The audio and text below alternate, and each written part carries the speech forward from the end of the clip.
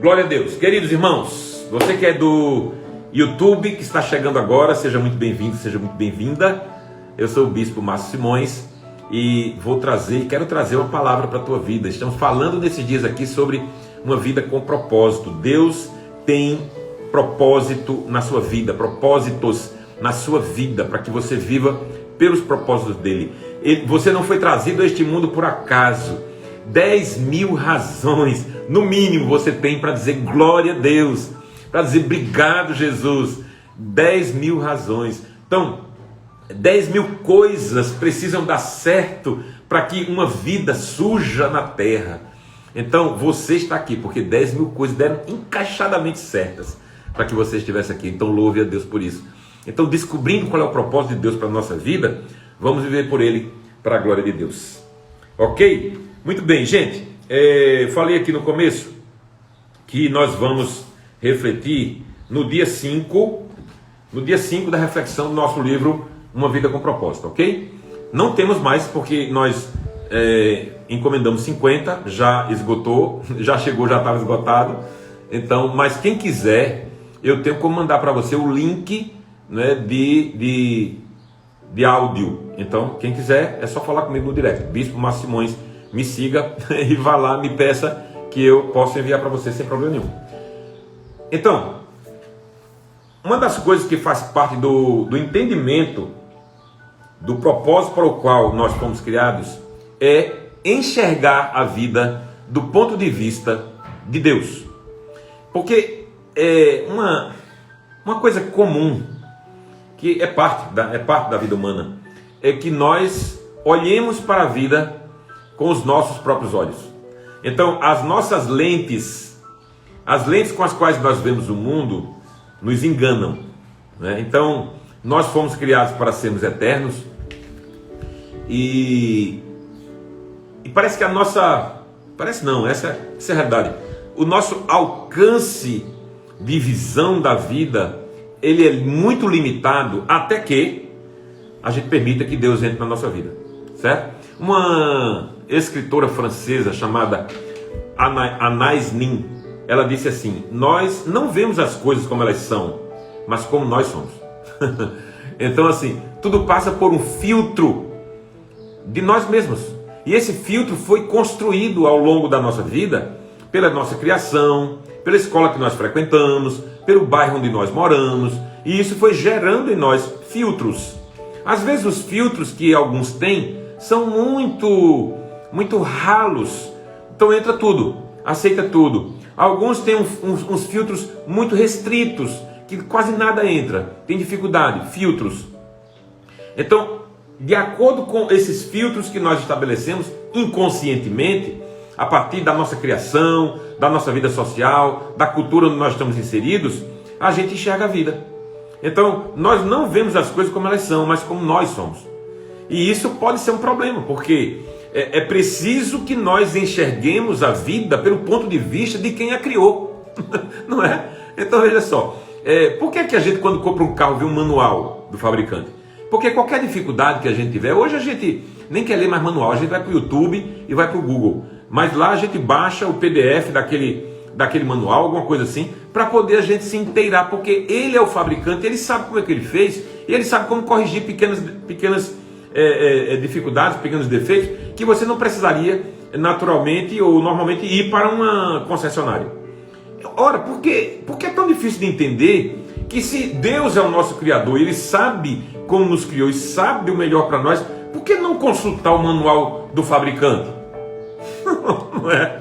Por que não consultar a Bíblia? Por que não olhar para aqui, para a palavra de Deus, que tem toda a informação que você precisa para viver de forma que agrade a Deus? Por que não?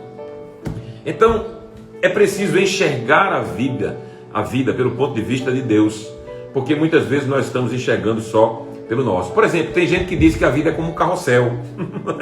Ora está embaixo, ora está em cima, ou então está girando em círculo, né? Tá sempre circulando assim, não sai daquele lugar. Tem gente que diz que a vida é uma maratona, aí essa pessoa foca na resistência. Se a vida é uma maratona, resistência, né? Se a vida é uma corrida de 100 metros rasos, então o cara está sempre apressado, ele está sempre nervoso, ele está sempre suando, Então, de acordo com o que a gente vê a vida, a forma como a gente olha para a vida, a perspectiva que a gente cria, o ponto de vista, a ótica que a gente tem para o mundo, a gente vive. E aí, são metáforas que a gente cria, estabelece da vida e vive por elas. Entendeu? Então, tem gente que descreve essa vida, expressam, às vezes na grife que usa, às vezes numa tatuagem, às vezes num tipo de penteado, às vezes num adesivo que coloca no carro, né? Está mostrando como vê a vida, não é? Então tem gente que bota até gesto obsceno no seu carro, né? Como adesivo, pronto, é como ele vê a vida. Então, a vida é assim. O problema de muitos e da maioria, porque nós somos 8 bilhões de habitantes nesse planeta, e se diz que 2 bilhões são cristãos, né? E desses 2 bilhões aí tem metade que na verdade são cristãos nominais, olhe lá, se só metade, e os outros? Então é a maioria vê a vida pelo seu próprio ponto de vista, e nós precisamos aprender a olhar para a vida pelo ponto de vista de Deus. Então essa metáfora, ela precisa ganhar a adesão. Aquilo que nós criamos como metáfora da vida precisa ganhar a adesão da metáfora bíblica.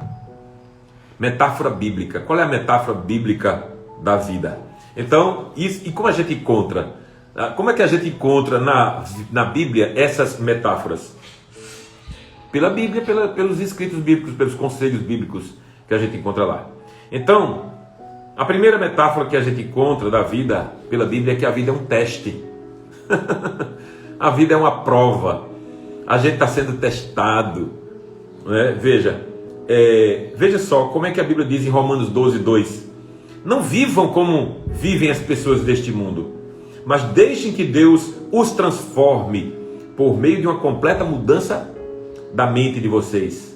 Assim vocês conhecerão a vontade de Deus. Ou seja, se você quer conhecer a vontade de Deus, é preciso adquirir novos filtros. Porque os filtros que você adquiriu até agora, longe de Deus, eles não são eficazes. E aí é preciso trazer novos filtros. E o novo filtro está dizendo aqui que é preciso permitir uma transformação da nossa mente. É preciso dar-se a isso. É preciso dizer: Deus, por favor, muda a minha mente. Porque eu só tenho visto dessa maneira. Eu acho que a vida é um carrossel.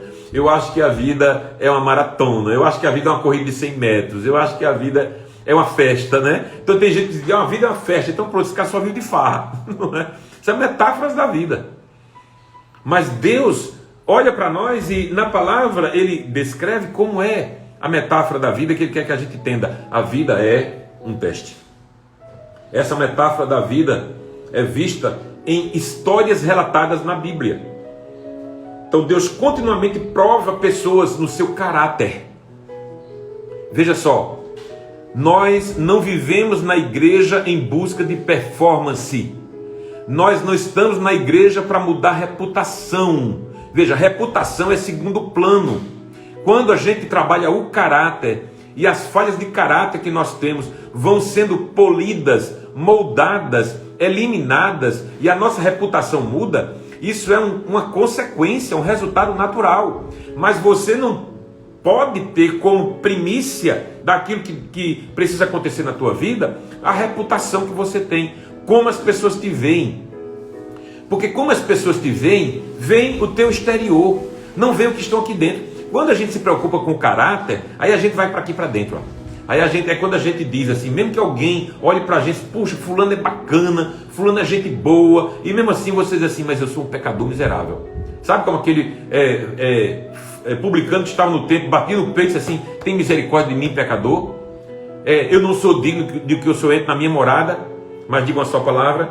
Então, a metáfora da vida é vista nas histórias relatadas da Bíblia. Então, Deus provou Abraão, quando disse assim: me dá teu filho Isaque. Deus provou Abraão, e Abraão foi lá. Adão e Eva foram provados e foram reprovados. Deus provou Adão e Eva e foram reprovados. Tanto é que foram expulsos do jardim. Deus provou Davi, e Davi falhou algumas vezes. Davi falhou feio. Mas depois ele voltava para Deus e disse assim: Deus, por favor, me perdoe. Eu quero acertar, eu quero tentar novamente. Então a vida é um teste, gente. A gente precisa entender assim: os testes escute isso, tanto desenvolvem quanto manifestam o caráter de uma pessoa. E toda a vida é um teste. Então, os testes a que a gente é submetido, tanto desenvolve como manifesta o caráter. Então, veja só, você trabalha numa empresa e surgiu uma vaga de um chefe que foi transferido, foi promovido, e aquela vaga está lá. E você é colocado num teste. O chefe está te testando o tempo todo, está vendo o tempo todo, porque o tempo todo nós estamos construindo currículos e perfis. Então, quem é que o chefe vai chamar? Vai chamar aquele que já deu demonstrações de que o que está aqui dentro, vale a pena escolher aquela pessoa, pagar um salário maior àquela pessoa. A vida é um teste. Saiba disso. A vida é um teste. E os testes tanto desenvolvem quanto manifesta o caráter de uma pessoa. Muito bem. Para a gente terminar, um teste muito importante diz respeito à sua atitude quando você não consegue sentir a presença de Deus. Sabe? Tem muita gente que vai para a igreja e diz assim: o culto hoje não foi bom, eu não senti nada, não me arrepiei. Ora, nem sempre se sente a presença de Deus. Nem sempre se sente, né? Sentimentos são coisas humanas. A Bíblia diz que o coração do homem é enganoso. E Deus uma vez testou um homem chamado Ezequias, um rei. Ele desfrutava de comunhão com Deus. Mas num dado momento crucial, Deus fez um teste com ele. Veja, Deus desamparou Ezequias para prová-lo e para saber o que realmente havia em seu coração. Olha, não é que Deus não sabe, Deus sabe. A Bíblia diz que Deus sonda o nosso coração. Mas essa é a linguagem para a gente entender. Deus, como é que o texto diz? Desamparou Ezequias. Ezequias sentiu só, Ezequias sentiu só. Então não tinha mais aquele arrepiozinho, não tinha mais aquele choro, não tinha mais aquele, foi tão bom o culto, foi tão gostoso. Não, às vezes Deus te deixa só, para que você seja testado. Então a vida é um teste, gente. Qual é o meu propósito? Esse é o ponto que nós estamos tratando. Qual é o meu propósito? Para que você está aqui? Por que você está aqui? Será que a vida é só dinheiro, ganhar dinheiro, diploma, ou diversão, ou viagens? Não. Veja só. Eu bem sei, disse Deus, os pensamentos que penso de vós. Pensamentos de paz e não de mal. Então eu quero terminar com as 10.000 coisas que eu citei no sermão da escritora Tish Warren, uma pastora anglicana, que ela perdeu 2 filhos em abortos espontâneos. E então ela sofreu muito com aquilo. Ela hoje tem 3 filhos, porque quando ela estava escrevendo o livro, um terceiro filho nasceu. Mas os 2 primeiros foram abortos espontâneos. E ela sofreu muito com aquilo. Velório, ofício fúnebre, sepultamento, tudo aquilo faz a pessoa sofrer, lógico. E então ela perguntou, muito amargurada, ao seu médico, por quê? Aí o médico respondeu para ela assim: olha, 10.000 coisas precisam dar certo, em média, para que uma pessoa nasça, para que uma pessoa chegue a este mundo. Então, em vez de você reclamar, porque uma dessas coisas deu errado em relação aos seus filhos, porque você não agradece a Deus, porque 10.000 coisas deram certas para que você estivesse aqui hoje. Glória a Deus. Então, o livro dela se chama Oração da Noite, eu recomendo. É um livro muito bom e eu li esse testemunho dela lá. Então, você que está aqui me ouvindo, 10.000 coisas deram certinhas, encaixaram-se perfeitamente para que você hoje estivesse aqui me ouvindo. Teu sistema auditivo, teu sistema visual, o teu organismo, teu estômago, tudo funcionando perfeitamente quando você nasceu. E agora também está aí, porque você está aí, né? Você pode ter um remedinho ali, um remédio de pressão, alguma coisa de diabetes, alguma coisa assim, pode ser, mas você está aí. Então 10.000 coisas deram certas para que você chegasse a este mundo. Agradeça a Deus. Deus tem um propósito na tua vida. É preciso que você enxergue a vida pelo ponto de vista dele. Vamos orar? Obrigado, Jesus, pela tua palavra que não volta vazia. Abençoa o nosso dia para que nós possamos enxergar a vida e o mundo com os teus olhos. Em nome de Jesus, nós te oramos agradecidos. Amém. Que a bênção do Deus Todo-Poderoso, o Pai, o Filho e o Espírito Santo repouse sobre cada um de nós aqui, sobre toda a igreja de Deus espalhada pela terra, agora e para sempre. Amém. Domingo que vem, culto online, 4h30 da tarde. No domingo seguinte, dia 20, aí sim, nós voltaremos com o culto presencial. e espera que a gente divulgue o horário. Possivelmente será o mesmo horário de 16h30, mas vamos ver direitinho o novo decreto e a gente divulga aqui. Beijo no coração, Deus te abençoe, que a paz de Jesus, que excede o entendimento humano, esteja na tua vida hoje.